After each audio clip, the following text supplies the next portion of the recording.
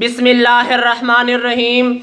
محترم معزز سامعین و ناظرین، السلام علیکم ورحمۃ اللہ وبرکاتہ۔ برادران اسلام، آج میرے تقریر کا عنوان ہے محسن انسانیت جناب محمد الرسول اللہ صلی اللہ علیہ وآلہ وسلم۔ برادران اسلام، اسلام سے قبل جزیرۃ العرب میں ناخونگی، جہالت، وحشت کا دور تھا۔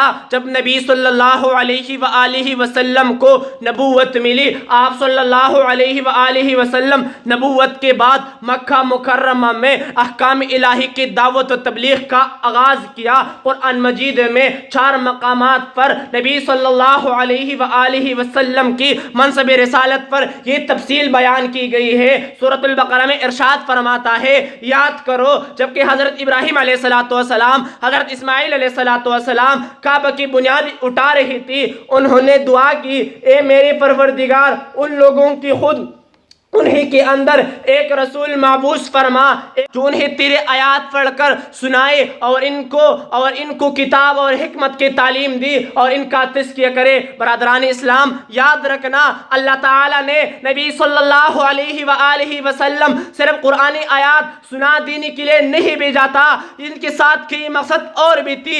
ایک ہی کہ نبی صلی اللہ علیہ وآلہ وسلم لوگوں کو کتاب کی تعلیم دی، دوسری یہ کہ آپ صلی اللہ علیہ وآلہ وسلم افراد کا بھی اور ان کی اجتماعیت کا بھی تزکیہ کرے، اپنی تربیت سے ان کی انفرادی اور اجتماعی خرابیوں کو دور کرے اور ان کے اندر اچھے اوصاف اور بہتر نظام نشوونما فرمائے۔ برادران اسلام، اسی طرح افراد اور معاشرے کے لیے نبی صلی اللہ علیہ وآلہ وسلم جو تدابیر فرماتے تھے، او امت بہتر بنانے کے لیے، امت خیرخواہی کے لیے، نبی صلی اللہ علیہ وآلہ وسلم امت کے لیے خیر خواہ ہے، نبی صلی اللہ علیہ وآلہ وسلم امت کے لیے غمخوار ہے، نبی صلی اللہ علیہ وآلہ وسلم امت کے لیے ہر قسم قربانی دیا ہے، نبی صلی اللہ علیہ وآلہ وسلم امت کے لیے اتنا شفیع ہے۔ اس کے بارے میں ایک قول ہے، دنیا میں کوئی بھی اتنا نہیں رویا جن نبی صلی اللہ علیہ وآلہ وسلم اپنی امت کے لیے رویا ہے۔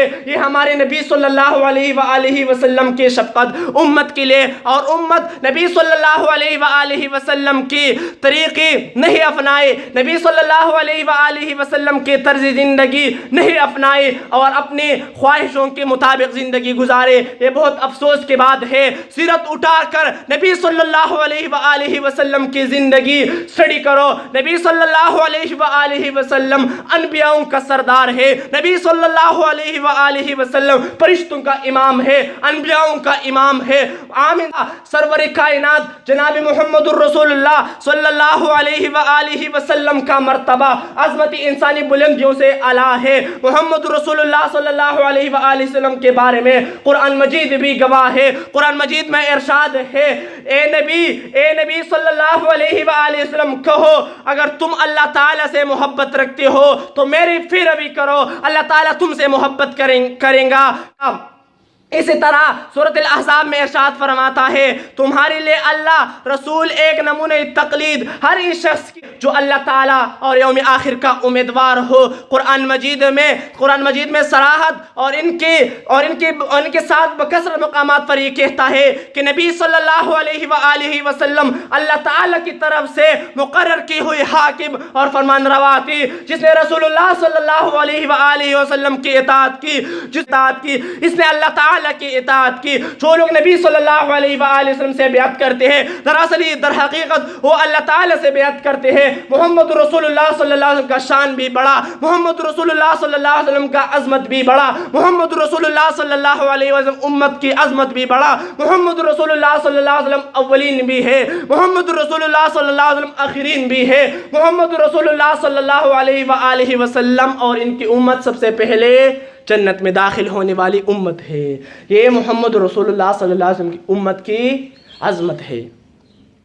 آخر تمام انسانیوں کے لیے ایک نمونہ ہے، اللہ کا خوف کرو اور ان کے طرز عمل پر زندگی گزارو، اللہ آپ کو کامیابی دے، اللہ آپ کو زندگی اور دنیا اور آخرت میں دونوں میں کامیاب فرمائے۔ جس نے رسول اللہ صلی اللہ علیہ وسلم کی طریقے اپنائے، جس نے رسول اللہ صلی اللہ علیہ وآلہ وسلم کی طرز زندگی اپنائی۔